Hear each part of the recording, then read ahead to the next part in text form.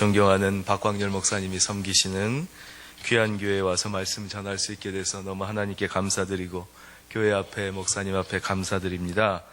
제가 이렇게 멀리서 봐도 교회가 일단 성전이 너무 아름답고요. 그리고 우리 이렇게 장로님하고 또 이렇게 들어오면서 우리 성도님들을 뵀더니 너무 인상이 좋으시고 행복해 보이시고 또 세상 말로 세련돼 보이시고 너무 이렇게 품이 있고 또 열정적이고 그렇게 너무 교회가 귀하다. 그래서 오늘 아까 찬양 드리는 모습을 뵀는데도 제가 큰 은혜를 받았습니다. 우리 광주 동산교회 위에 하나님께서 지금까지도 큰 은혜 주셨지만 앞으로 더 큰 은혜 주실 줄로 믿습니다. 기도드리겠습니다. 하나님 아버지, 이 시간 하나님 앞에 사모하는 마음으로 나왔습니다. 또 정성을 들여 나온 분 한 분 한 분 주여 기억하여 주옵시고 주여 그 이름을 주의 손바닥에 새겨 주옵시며 하늘문을 여사 사모하는 영혼마다 만족함을 얻게 하여 주시옵소서. 주여, 이 시간 무능하고 부족한 종이 섰습니다. 이 종은 무능하고 부족하오나 우리 하나님은 전능하시오니 성령 하나님 특별히 이 시간 신이 역사하여 주셔서 문제가 있어 마음이 아픈 분들 말씀을 통하여 해결함을 받게 하여 주옵시고 깊은 신앙에 고민이 있는 분들 말씀을 통하여 해답을 얻게 하여 주옵시며 육신의 질병과 마음의 질병과 관계의 어려움으로 억눌려져 있는 영혼이 있다면 주여 치유하고 해방하여 주시옵소서. 우리 구주 예수 그리스도의 이름 받들어 기도하옵나이다. 아멘. 오늘은 기적이라는 제목으로 하나님의 은혜 함께 나누도록 하겠습니다. 매년 이렇게 아름다운, 오늘은 특별히 아주 이렇게 비가 오고 날이 개면서 공기도 깨끗하고 맑은 하늘이, 이게 봄이 되면은 제 마음속에 선명하게 떠오르는 영상이 있습니다.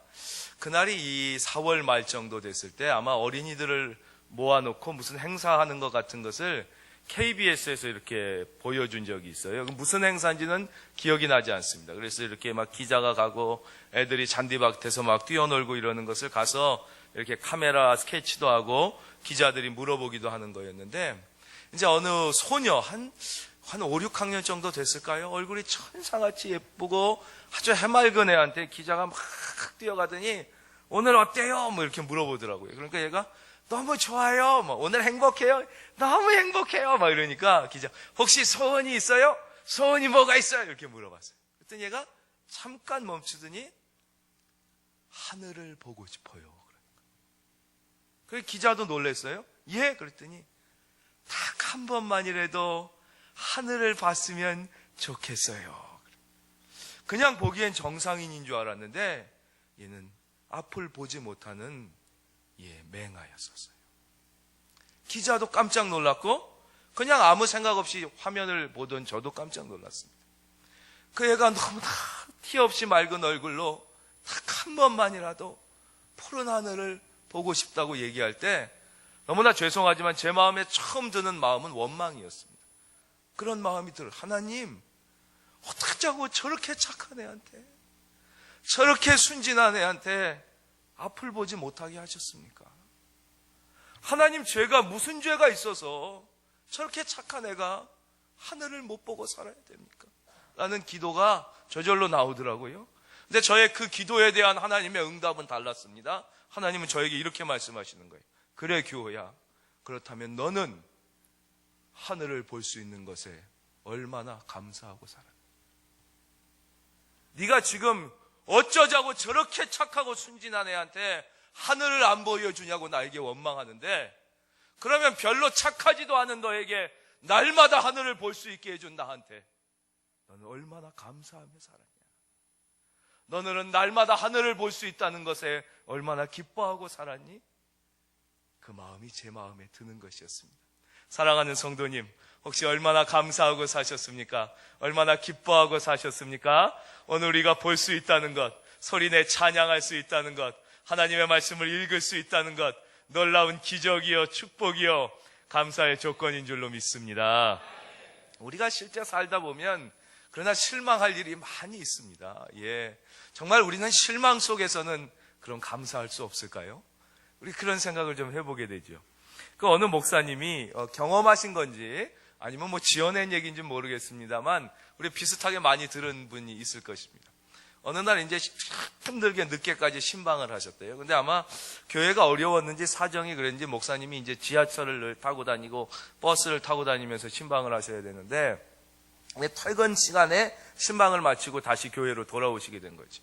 너무 만원전철이고 너무 피곤하고 지치고 이렇게 있으셨다는 거예요. 그래서 사람들이 막 끼어가지고 어떻게 서 있을 수가 없어서 지옥철에 문간에 간신히 이러고 있는데 다행히 바로 앞에 앉았던 분이 탁 일어나시면서 그 앞에 자리가 탁 비었다는 거예요.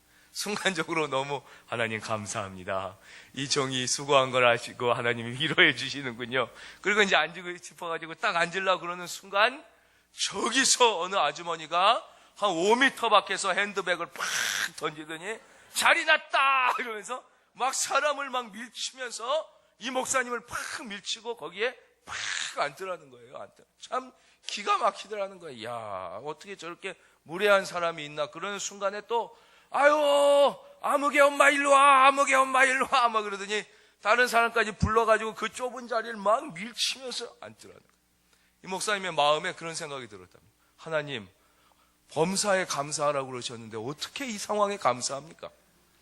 아니 이런 사람을 보고 내가 짜증만 안 내도 하나님 다행이지 아무리 목사라고 그래도 어떻게 이런 상황을 보고 감사할 수 있어요? 이게 말이 됩니까? 그랬는데 그 마음에요 무슨 생각이 들었냐면 하나님이 저 여자가 네 마누라가 아닌 게 얼마나 감사하냐고 그랬어요. 그 마음이 딱 드는데 이야 여기서 잠깐 10분 봐도 이렇게 열받는데 저 여자가 내 마누라였으면 진짜 어떻게 내가 살았나. 목사가 한번 결혼하면 이혼도 못하고 그 생각을 하니까 그 상황 속에서도 이게 뭐 웃기는 얘기 같지만 우리에게 주시는 메시지는 분명합니다. 어떤 상황과 환경 속에서도요 우리가 감사의 조건을 찾으려고 그러면 얼마든지 찾아낼 수 있습니다. 내가 광주 동산교회의 교인이 된 것, 내가 대한민국의 국민인 것, 내가 건강한 것, 아니 무엇보다도 우리가 구원받아 하나님의 자녀된 것, 영원히 감사해도 부족한 줄로 믿습니다. 3장 1절입니다. 제9시 기도 시간에 베드로와 요한이 성전에 올라갈세 그랬어요. 우리는 기도의 능력에 대하여 귀에 못이 박히도록 듣습니다. 크리소스톰이라는 교부는 이렇게 말씀하셨습니다. 기도의 위력은 불의 세력을 정복한 바, 기도는 노여워하는 사자의 입에 자갈을 물리고 난세를 정복시켜 고요하게 하고 전쟁을 종결시키며 폭풍우를 달래고 마귀를 내쫓으며 사망의 결박을 풀고 질병을 완쾌시킨다. 기도는 만능의 갑옷이요 값이 떨어지지 않는 보물이요 고갈되지 않는 광산이며 구름으로도 흐려지지 않는 창공이요 폭풍으로도 구겨지지 않는 하늘이다. 이것은 축복의 뿌리요 이것은 은혜의 기반이요 한량없는 축복의 어머니다. 우리가 기도해야 되는 것을 압니다. 기도의 능력을 아는데도요 실제 삶 가운데서는 기도를 많이 드리지 못할 때가 있습니다. 베드로와 요한은 제9시 기도 시간에도 하나님 앞에 시간을 정해놓고 올라갔는데 왜 우리는 기도의 중요성을 알면서 실제 삶 가운데 이 기도를 열심히 드리지 못하는, 우리 중에 열심히 하시는 분이 동산교회는 많으시겠지만 왜 그렇게 흡족한 기도의 은혜를 경험하지 못하는 것일까요? 대단히 죄송하지만 우리도 모르는 사이에 우리의 마음속에는 내가 기도한다고 정말 하나님이 들으실까 하는 마음이 있습니다. 기도 진짜 물론 기도하면 하나님이 응답해 주신다고 수없이 얘기하지만 이 지구상에서 진짜 내가 기도할 때마다 하나님이 들으실까? 느낌이 없잖아요. 내가 기도해도 하나님이 들으신다는 응답을 사실 우리가 특별한 무슨 신앙의 무슨 창공을 나르는 몇몇 분 외에는 경험하지 못하는 경우가 많기 때문에 그렇습니다. 제가 지금부터 한 23년 전에, 3, 4년 전 될 것 같습니다. 그때 이제 군대를 갔습니다. 논산훈련소 들어갔습니다. 훈련을 하는데 다행히 이제 중대장님을 좋은 분을 만났습니다. 그래서 그분이 제가 교회 다니는 것을 알고 이렇게 기도할 수 있게도 해주시고 그러다가 그분이 저를 좋게 보셔서 다 논산훈련소 나오신 분들은 아시겠지만 마지막 훈련 마치는 날 퇴소식 하는 날 이렇게 저를 추천해서 제가 그때 한 3,000명 정도가 같은 날 훈련 마치고 퇴소했는데 이제 최우수 훈련병이 돼서 소감문을 발표하게 됐었습니다. 아마 자녀들 다 군대 가보셨겠지만 그때 한 3,000명이 퇴소하게 되면 만나러 오는 가족은 10,000명이 훨씬 넘습니다. 어머니, 아버지, 여동생이나 남동생 한 명만 와도, 그죠? 3,3은 9,000명이 넘어. 한 10,000여 명이 연병장 쫙 있고요. 이제 3,000명이 거기서 같이 퇴소식을 합니다. 요즘엔 시대가 좋아져가지고 퇴소식 하면 당신의 아드님이 몇 연대, 몇 중대, 몇 대대 어디에 있습니다. 이런 걸 알려주는 것도 간단해요. 근데 저 때만 해도 한 20여 년 전이니까 그런 게 없었습니다. 그러니까 아들이 다 군대 들어가기 전에는 도시에 있던 애들이 별로 고생 안 하고 이렇게 있다가 얼굴이 희어멀거트고 이러다가 거기 가면 한 2달 사이에 새카매집니다. 새카매지고 군복 다 똑같이 입고 철모 여기까지 내려 쓰고 턱끈 조이고 그러니까 3,000명이 있으면 그놈이 그놈 같지 특별히 구분이 안 가는 거예요. 그래가지고 못 만나요. 거기 왔다가도 아들을 못 만나가지고 다 큰 군인 아저씨가 엄마 찾아 엄마 막 울고 다니는 일이 심심치 않게 벌어집니다.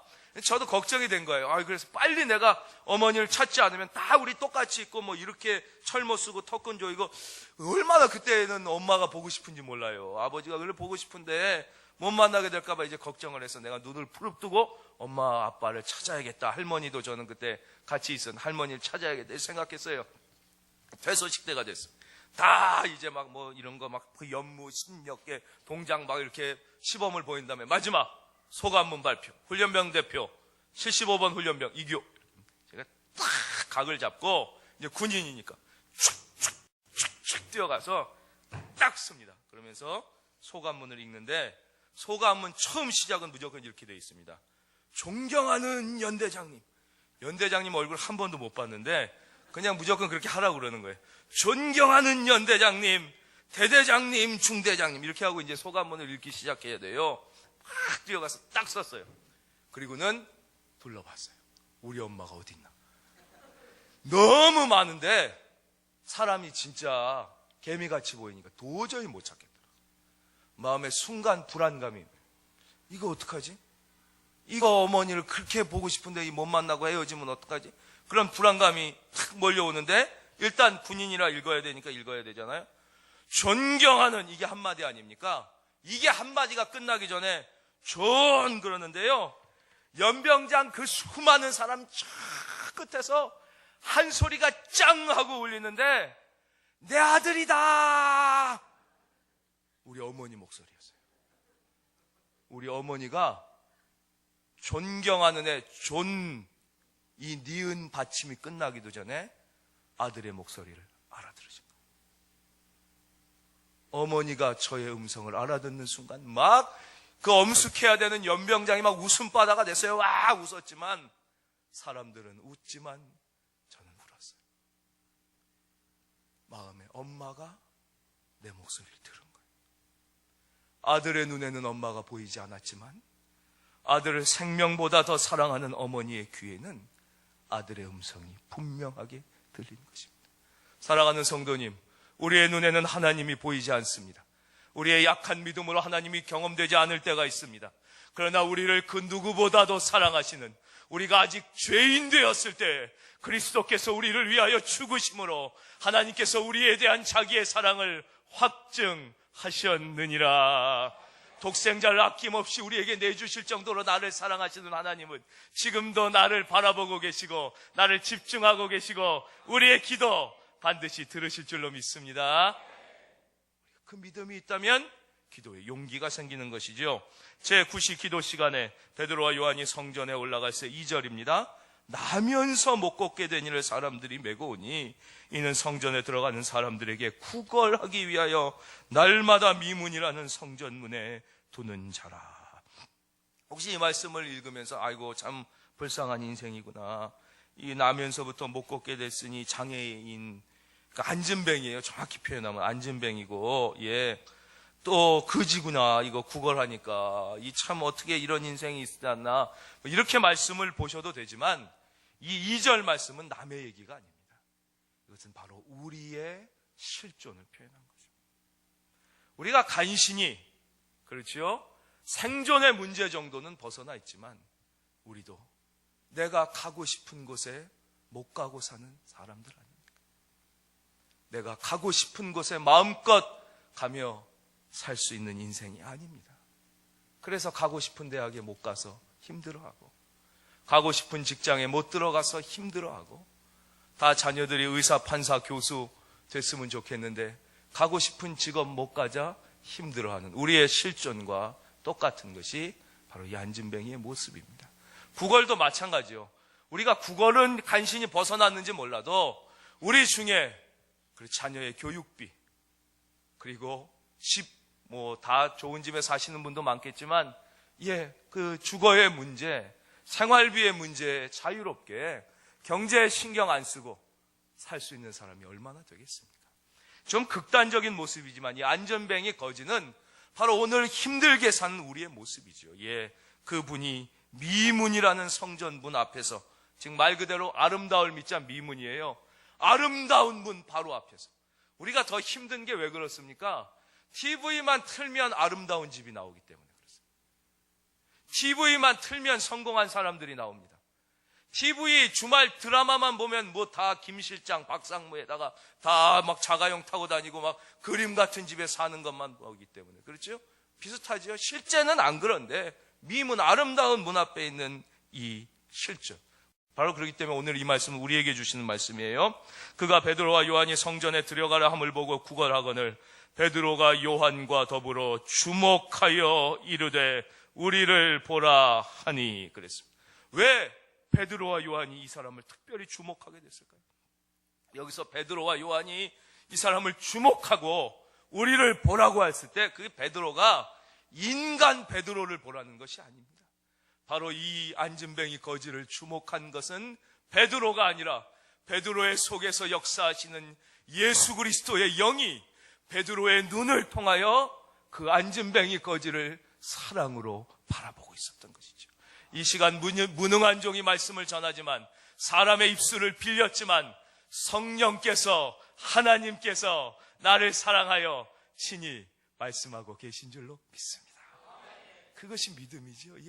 그랬더니 이 안진뱅이 거지가 5절, 그가 그들에게서 무엇을 얻을까 하여 바라보거늘. 이 안진뱅이 거지는 모르고 베드로를 바라봤을 것입니다. 그러나 영적으로 그는 그냥 사람의 눈을 바라보는 줄 알았지만 바로 베드로의 눈을 통하여 나의 영혼을 바라보고 있는 예수 그리스도의 시선과 이 안진뱅이의 시선이 마주치며 스파크를 일으키는 순간에 기적은 일어나게 되는 것이지요. 사랑하는 성도님, 기적을 경험하시길 바랍니다. 기적은 그때 경험되는 것이죠. 우리는 그래서 주님이 나를 그 사랑의 눈으로 바라보고 계실 때 눈이 마주쳐져야 되는 것이에요. 그래서 우리가 그런 표현 하지 않습니까? 눈이 맞았다.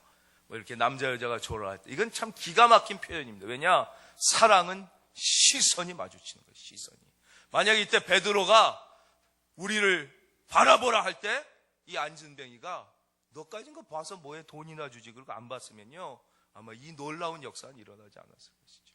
먼저 왜 주님은 이 안진뱅이 거지를, 세상 사람들이 다 볼 때 이 사람은 안진뱅이고 거지였지만 사랑의 왕이신 주님이 보실 때는 고귀한 영혼, 초대교회의 기적을 일으킬 사람, 초대교회의 수많은 영혼을 구원할 수 있는 축복의 영혼으로 봤기 때문에 그렇습니다. 전에 맨날 제가 TV만 보는 것 같아요. 죄송합니다만. 보니까 이제 영화 배우들이 이렇게 나와가지고 영화를 선전하는 그런 시간이 있었습니다. 보통 그런 거 하잖아요. 영화 배우들이 자기가 출연한 영화 나와서 이렇게 봐달라고 그러는데, 조금 지난 얘기예요. 그때 이제 최민수란 배우가 아주 이름을 날릴 때입니다.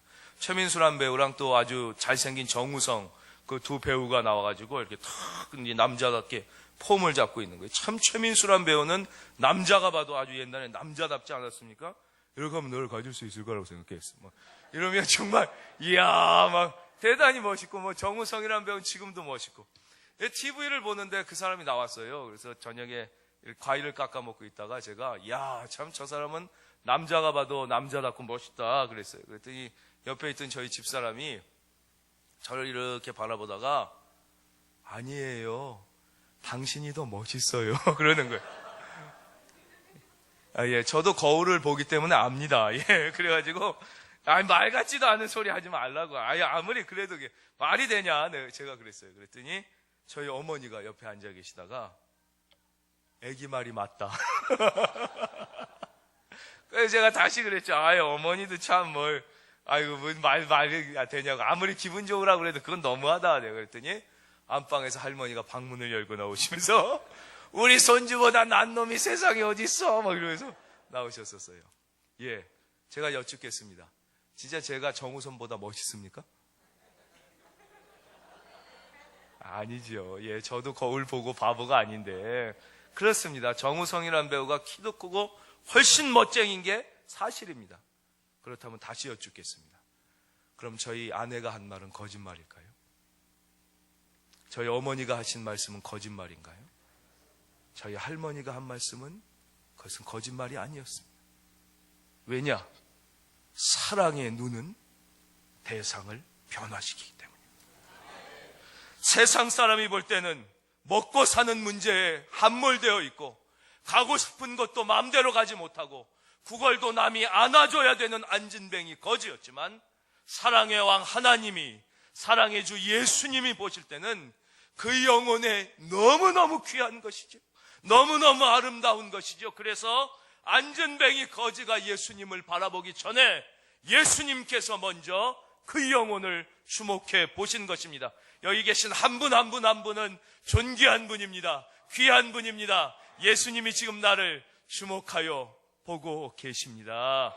우리가 할 것은 무엇이? 우리가 먼저 무엇을 특별히 하는 것이 아니라 나를 주목하여 보고 계신 그 예수님의 사랑의 눈과 나의 눈이 시선을 맞추는 것입니다. 시선을 맞추. 우리는 그것을 믿음이라고 하는 것이에요. 믿음을. 예. 어떤 분은 그러잖아요. 믿음으로 나아갔는데 망했다 그러죠. 그건 왜 그렇습니까? 그건 믿음이 아니라 욕심으로 나간 거예요.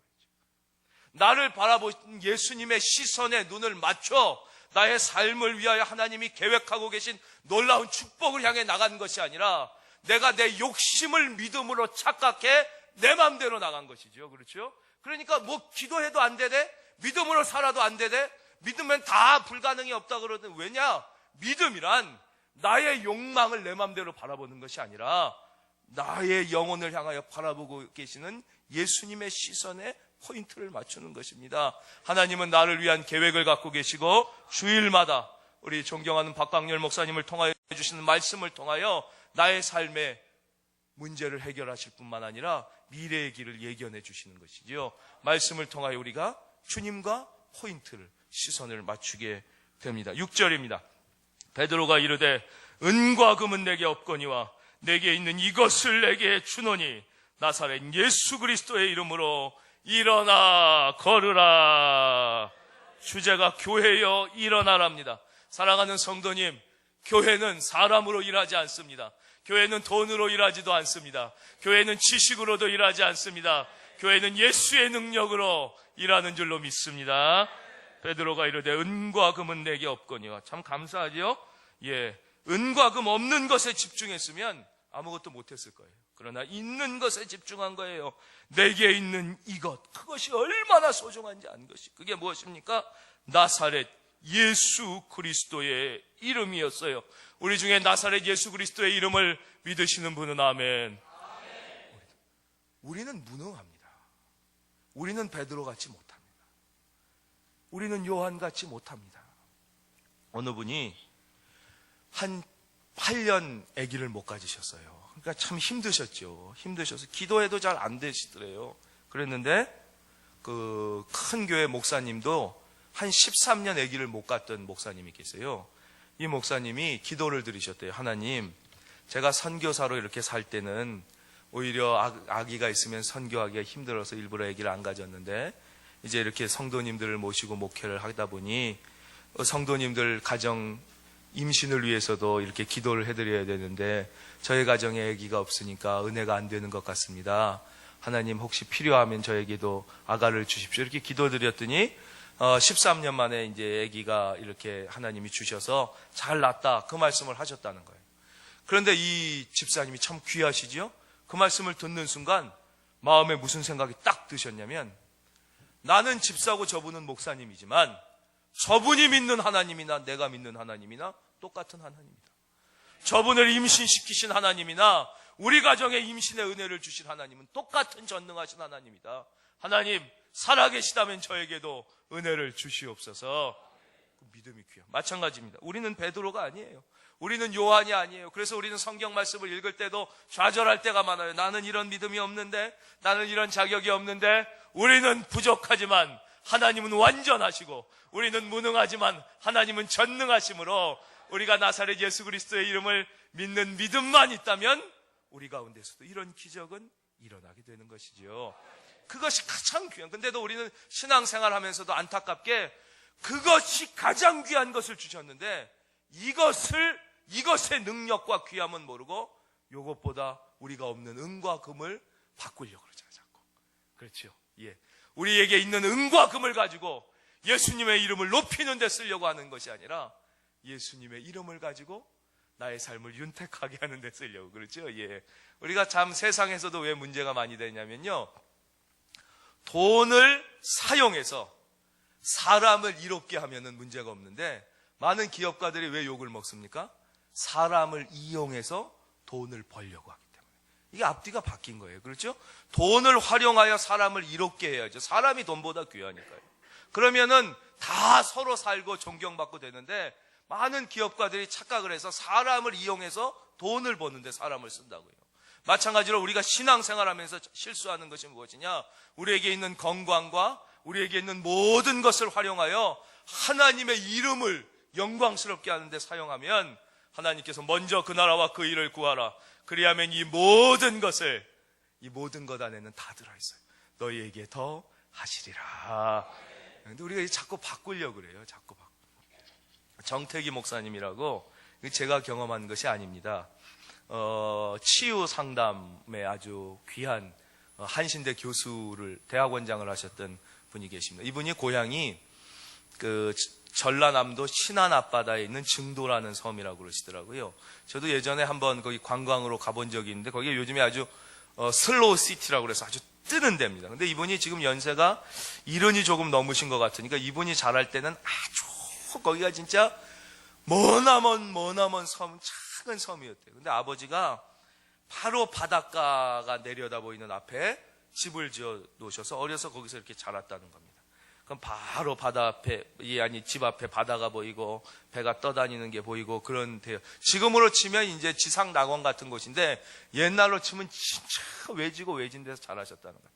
근데 그 마을은 태풍만 불면요, 사기 그릇들이 이 바닷가로 떠내려온답니다. 그게 왜 떠내려오냐? 그 다 마을 사람도 아는 거예요. 배가 지나가다가 침몰되는 거죠. 그렇죠? 침몰되면 우리 너무 안타까운 세월호 사건도 있지만 요즘에도 배가 침몰하면 건져내기 힘드니까 옛날에 배 침몰하면 다 죽는 겁니다. 다 죽는 거예요. 다 거기 사람들이 죽고 그 선원들이 쓰던 그 그릇 같은 것이 있다가 태풍이 불면 바다가 한번 뒤집어지면서 바닷가로 밀려오는 거죠. 그러니까 어른들이 뭐라고 그랬냐면 이 그릇 절대 손대면 안 된다. 이 그릇은 바다에 억울하게 빠져 죽은 뱃사람들의 원혼이 있다.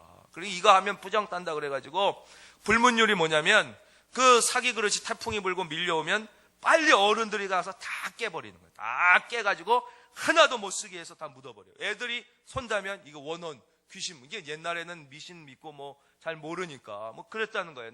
그래서 태풍만 불면 바다가 뒤집으면 사기 그릇이 오면 어른들이 깨부시고 저거 만지면 큰일 난다. 죽은 귀신 묻는다. 그랬다는 거예요. 근데 1970년대에 초 정도 됐을 때 그 마을에, 거기는 이제 그 마을에서 좀 똑똑하면 목포로 나가서 중학교를 보냈다는 것입니다. 근데 어느 애가 초등학교를 졸업하고 목포에 가서 중학교를 졸업하고 이제 다시 섬으로 온 사람이 있었다는 거예요. 그러니까 이 사람은 이제 도시에 가서 배웠으니까 귀신이 어딨냐, 거기에 원혼이 붙는다는 건 말이 안 된다, 그걸 이제 좀 알아서 그걸 별로 개의치가 않았는데 그때 이분이 바닷가를 거닐다가 태풍에 밀려온 사기 그릇을 본 거예요. 사기 그릇을 봤는데 마침 이틀 전에 이분이 옆집에서 개를 한 마리 얻었는데 이 개 밥그릇 할 게 없어가지고 고민이었는데 딱 그 사기 그릇이 개 밥그릇으로 쓰기로 딱 좋더라고요. 그래서 그걸 가져다가 3년 동안 개 밥그릇으로 씁니다. 그게 1972년부터 일이니까 1975년이 되던 해 이 개밥 그릇으로, 사기 그릇을 개밥 그릇으로 쓰던 분의 이종 사촌 중에 서울에서 초등학교 선생님 하시던 분이 이제 방학을 맞아 휴가를 이 사촌 형네 집으로 온 거예요. 그게 바닷가니까. 그래서 일주일 동안 휴가하고 간다고 그래서 3일 동안 바다에서 수영을 했대요. 수영을 하고 들어오다가 눈에 개밥 그릇이 눈에 띈 거예요. 개밥 그릇을 이렇게 유심히 보고 또 들어와. 그 다음날 아침에 수영하러 나가면서 개밥 그릇 보고, 들어오면서 개밥 그릇 보고, 나가면서 개밥 그릇. 이제 일주일 지나서 다시 서울로 올라가면서 형님 부탁이 하나 있는데요. 뭐냐? 나 선물 하나만 주세요. 뭔데? 저 개밥 그릇 좀 저 주세요. 그러니까 이 형이 기가 막혀서, 야, 이 자식아, 달랠 걸 달려라. 어떻게 쓸 게 없어서 개밥 그릇. 아니, 나 괜찮으니까. 너 그릇 없으면 딴 거 줄게. 아니, 난 저 개밥 그릇이 있었으면 좋겠다. 개밥 그릇을 받았습니다. 그래서 그 개밥 그릇을 이분이 갖고 가면서 수돗물로 잘 씻었어요. 신문지로 쌌어요. 목포에 떨어지자마자 그걸 갖고 서울로 올라가지 않고 목포시청 총무 과장에게 대한민국의 국민으로서 이 사기 그릇의 감정을 의뢰합니다 라고 부탁하고 서울로 올라갑니다. 당시 목포시청에서는 그 사기 그릇을 감정할 만한 실력을 가진 사람이 없어서 이 사기 그릇이 서울 국립중앙박물관으로 올라오게 됩니다. 이때가 1975년입니다. 1975년은 어르신들은 더 잘 아시겠지만 강남이, 그때 영동이라고 그러지 않았습니까? 막 개발될 때입니다. 막 개발되면서 강남의 아파트들이 쭉쭉쭉쭉 들었을 때 50평짜리 아파트가 1,500, 좋은 게 2천만 원 할 때. 50평짜리 아파트가 50평이면 지금도 대궐 같은 아파트 아닙니까? 예. 싼 게 1,500, 그러니까 좋은 게 2,000, 조금 안 좋은 게 1,500, 강남 50평짜리 아파트가 그럴 때입니다. 이게 이제 국립중앙박물관으로 올라가서 3주 있다가 감정가가 목포시청으로 내려왔습니다. 1975년 이 개밥 그릇의 감정가가 350억이었습니다.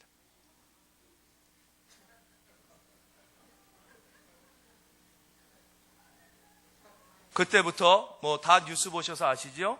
신안 앞바다는 정부가 접수해가지고 보통 사람들이 손 못 대게 하고 이제 국가에서 그것을 다 발굴하게 됩니다. 1368년 원나라가 망하면서 원나라 왕족들이 어쩔 수 없이 자기 왕궁에 쓰던 보물을 싣고 일본으로 도망가다가 신안 앞바다에서 태풍을 만나 배가 좌초된 그것들이 태풍만 불면 뒤집어져서 왔던 것입니다. 그 하나에 350억짜리 그릇을 그 사람들은 보기만 하면 깼습니다. 부정탄다고 깼습니다. 볼 때마다 부셨습니다. 왜 그랬을까요? 보물인 줄 몰랐기 때문입니다. 그게 얼마나 귀한 건지를 몰랐기 때문입니다. 알았다면 깨지 않았을 것입니다. 사랑하는 성도님, 지금 여기 계신 성도님뿐만 아니라 내 옆에 앉아있는 저 성도님, 저 집사님, 내 마음에 안 드는 저분도 하나님 앞에는 350억 정도가 아니에요. 하늘나라의 보배입니다. 하늘나라의 보물입니다. 깨지 말고 사랑하십시오. 기적이 일어날 줄로 믿습니다. 왜 교회에 어려움이 있습니까? 광주 동산교회는 그런 경험이 없으시겠지만, 그렇죠? 서로가 서로에게 얼마나 귀한 줄 모르는 거예요, 저 사람. 예수님이 볼 때는 안진뱅이 거지조차도 너무너무 귀한 것이에요. 주님이 그를 위하여 죽어주실 정도로 귀했어요. 근데 우리는 간혹 내가 얼마나 귀한지도 몰라요. 세상 사람들은 자기가 얼마나 귀한지도 모릅니다. 그래서 자살하는 거예요. 자기가 천하보다 귀한데 자기가 귀한지를 몰라서 내던져 죽는 것이죠. 근데 예수 믿으면 그거는 조금 넘어가는 경우가 있어요. 내가 아직도 완전히 모를지도 모르지만 다시 한번 선포하겠습니다. 여기 계신 한 분 한 분은 우주에서 가장 귀한 보물인 줄로 믿습니다. 첫 단계고요. 두 번째 단계는 무엇이냐? 나와 함께 교회 다니는 그분이, 그렇죠? 지금 옆에 예배드리는 그분이, 우리 광주 동산교회 담임 목사님이신 박광열 목사님이 하나님 앞에 얼마나 귀한 보배인 줄 알면 우리가 생각해보요. 그거 상처 날까봐 소중히 다루고 귀하게 다루고 소중하게 할 텐데, 그러면 교회는 저절로 기쁨이 넘치고 감사가 넘치고, 지금도 이미 좋은 소문이 워낙 여기 많이 나서 다 이렇게 좋은 부흥이 일어나고 그런다고 그러시지만, 앞으로도 저는 동산교회를 통하여 하나님께서 광주시뿐만 아니라 경기도와 서울과 대한민국을 변화시켜 주실 줄로 믿습니다. 그 다음 말씀입니다. 오른손을 잡아 일으키니 발과 발목이 곧 힘을 얻고, 오른손을 잡아 일으킬 때 예수 그리스도의 치유의 영이 임재하시면서 발과 발목에 힘줄이 막 살아난 근육이 붙고 혈관에 피가 통하면서 곧 힘을 얻었어요. 뛰어서서 걸으며 그들과 함께 성전으로 들어가면서 걷기도 하고 뛰기도 하며 하나님을 찬송하니 그랬습니다. 사랑하는 성도님, 세상은 피곤합니다. 스트레스도 많고 힘듭니다. 그래가지고 젊은 사람도 만성 피로가 많습니다. 우리가 어떻게 하면 이 피로를 이길 수 있겠습니까? 우리가 어떻게 하면 이렇게 걷기도 하고 뛰기도 하며 하나님을 찬송하는 은혜, 그런 인생, 그런 교회가 될 수 있겠습니까? 바카스를 먹으면 될까요? 진짜 비콤씨를 먹으면 피로가 풀립니까? 성경은 분명히 말씀하시죠. 오직 여호와를 앙망하는 자는 새 힘을 얻으리니. 그렇죠. 뛰어가도 피곤치 아니하고 걸어가도 곤비치 아니하는 것이지요. 사랑하는 성도님, 여호와를 앙망하는 광주 공산교회, 걷기도 하고 뛰기도 하며 하나님을 찬송하게, 지금도 그렇게 잘하시지만 더 잘하게 되시길 바랍니다. 모든 백성이 그 걷는 것과 하나님을 찬송함을 보고 그가 본래 성전 미문에 앉아 구걸하던 사람인 줄 알고 그에게 일어난 일로 인하여 심히 놀랍게 여기며 놀라니라. 이 안진뱅이 거지였던 이분은요, 정말 아무것도 아닌 사람이었어요. 그렇죠? 정말 별 볼 일 없는 사람이었었어요.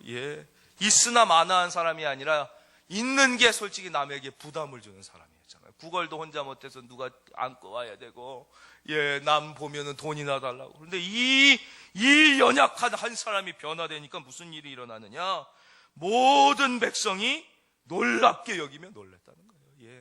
사랑하는 성도님, 우리는 연약하고 아무것도 아니지만 나 한 사람이 은혜 받으면 기적이 일어납니다. 교회가 바뀌고 세상이 바뀌어 나가는 것이에요. 우리가 어떻게 정말 아무것도 아닌 인생이 어떻게 됐느냐?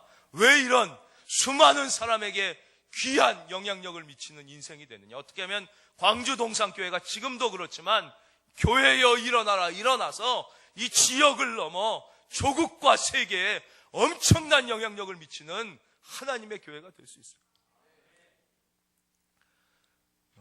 우리는 교회 다니면 하나님의 영향력 아래에 있다고 착각할 때가 많습니다. 우리는 그냥 내가 예배를 드리면 하나님의 영향력 아래에 있는 것처럼 착각합니다. 근데 왜 내 안에는 이런 놀라운 기적과 은총이 넘쳐나지 않는 것일까? 그것이 마치 하나님의 능력이 별로 없어서라든가, 원래 믿어봤자 그렇지 타성에 젖을 때가 많습니다. 그러나 우리는 교회에 다니는 것과 진짜 우리가 하나님, 예수 그리스도, 성령의 영향력 아래에 있는 것을 구분해야 합니다.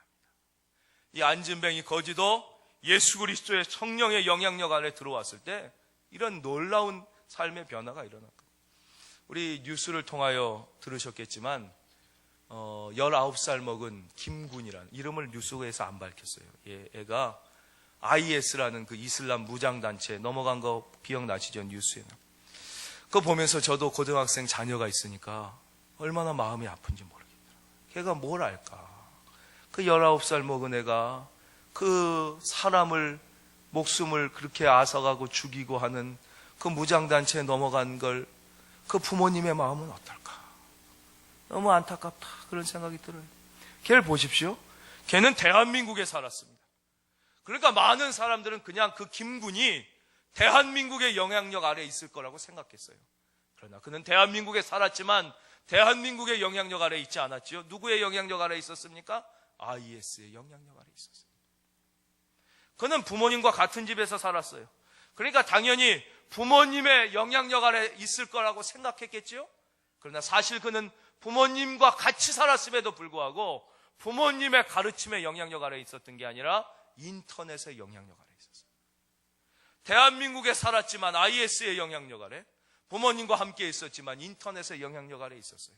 그래서 그는 대한민국을 떠나 IS의 그 인터넷 만난 사람이랑 접선해서 넘어가게 됩니다. 우리가 예수님을 믿는다, 내가 광주 동산교회 교인이라는 것이 바로 내가 예수 그리스도의 영향력, 성령의 영향력 아래 있는 것과 이퀄은 절대 아닌 것입니다. 우리가 교회에 있어도, 그렇죠? 하나님의 영향력 안에 있지 않을 수 있는 것이죠. 내가 광주 동산교회 교인이지만 성령의 영향력 아래 있지 않고 뉴스의 영향력 아래 있을 수도 있는 거죠.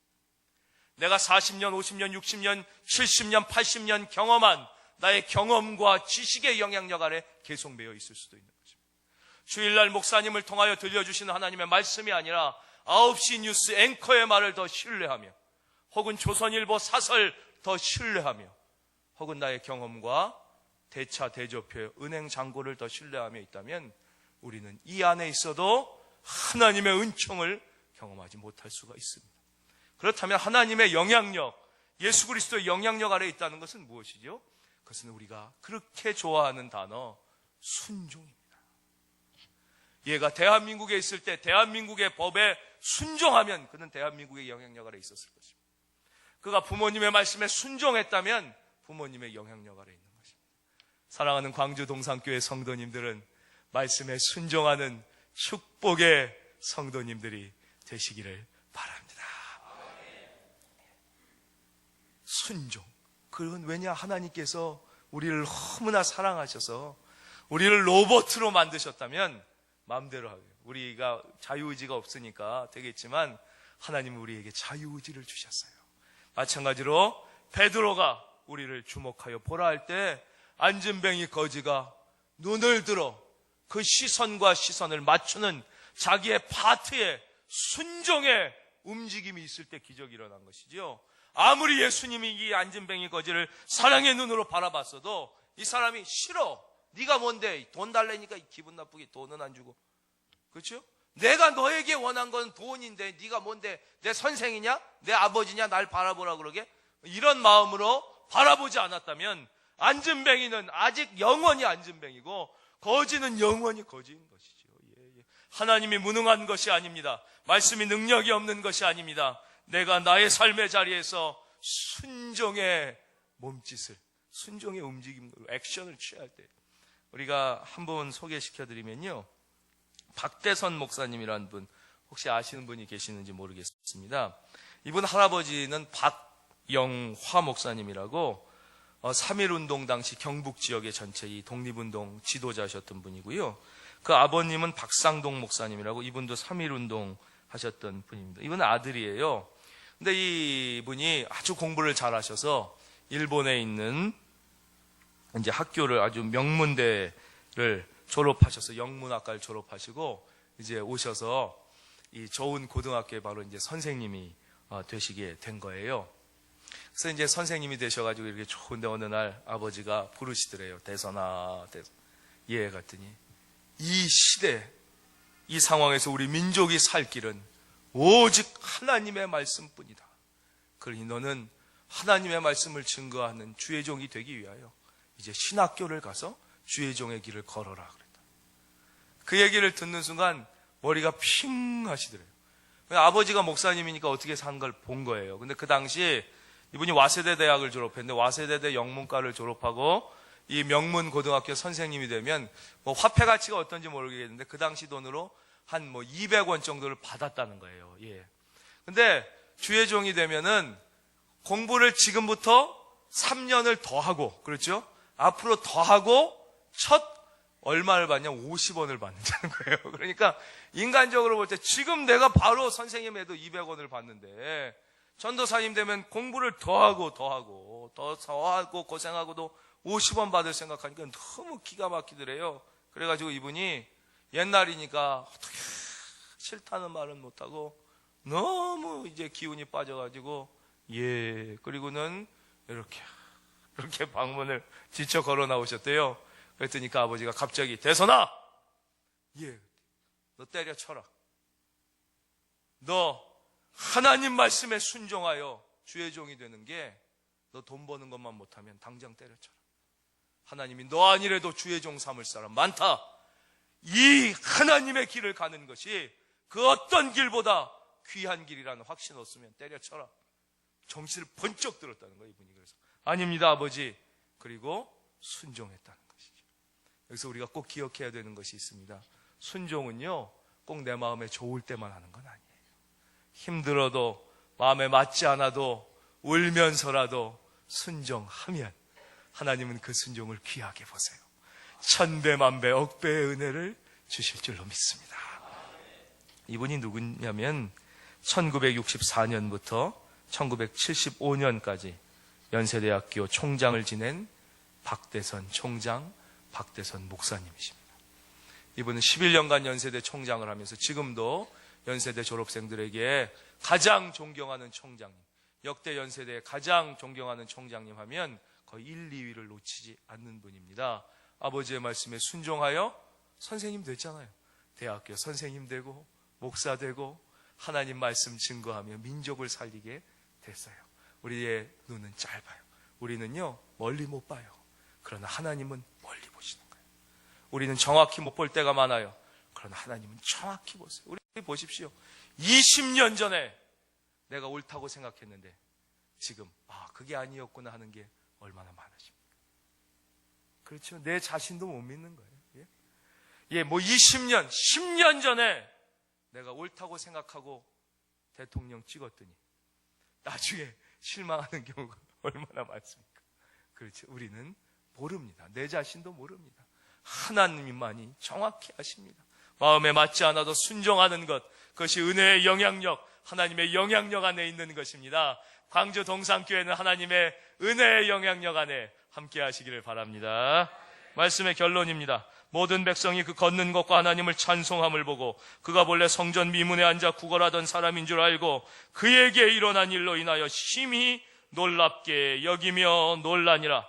은혜를 받으면, 순종하여 은혜를 경험하게 되면 과거의 모든 문제로부터 해방함을 받게 됩니다. 그는 안진뱅이였고 거지였지만 더 이상 사람들은 그를 안진뱅이로 보지 않고 거지로 보지 않고 그로 말미암아 충격을 받고 하나님을 찬송하는 그런 역사가 일어나게 됐거든요.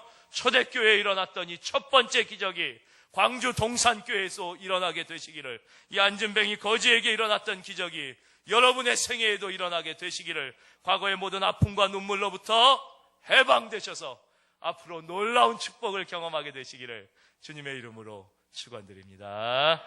기도드리겠습니다. 하나님 아버지, 부족한 종이 무능한 입술로 하나님의 말씀을 증거했습니다. 그러나 한 분 한 분 천하 그 누구보다 귀한 분들이오니 하나님 심령에 꼭 기억돼야 될 말씀이 기억되게 하시고 붙잡아야 될 말씀이 붙잡아지게 하여 주셔서 광주 동산교회와 성도님 한 분 한 분의 삶에 좋은 일이 있게 하여 주시옵소서. 우리 구주 예수님의 이름 받들어 기도하옵나이다. 아멘.